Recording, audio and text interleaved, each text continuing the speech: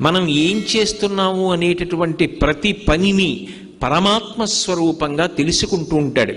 ఒక దీపం ఉందనుకోండి, అది కేవలం కాంతినివ్వగలదు, కానీ సూర్యబింబంలోంచి వచ్చేటటువంటి కిరణములు అలా కేవలముగా కాంతినివ్వడం కాదు, దాని యందు ఒక విశేషమైనటువంటి శక్తి ఉంటుంది. ఆ శక్తిని ఋషులు గమనించారు. అది ఏ శక్తి అంటే, అది లోపల ఉండేటటువంటి హృదయ పద్మాన్ని వికసనం పొందేటట్టుగా చేస్తుంది. అందుకే సమస్త ప్రాణులు కూడా, సాత్విక ప్రాణులన్నీ కూడా సూర్యోదయానికి కన్ను తెరుస్తాయి. కృతఘ్నఘ్నాయ దేవాయ జ్యోతిషాం పతయే నమః అంటారు ఆదిత్య హృదయంలో. పరబ్రహ్మస్వరూపమైనటువంటి సూర్యుడు ఆకాశంలో ఉదయించేటప్పటికీ తత్పూర్వము లేచి ఎవడు ఆయనకి స్వాగతం పలకడో, ఎవరు ఆయనకి నమస్కారం చెయ్యడో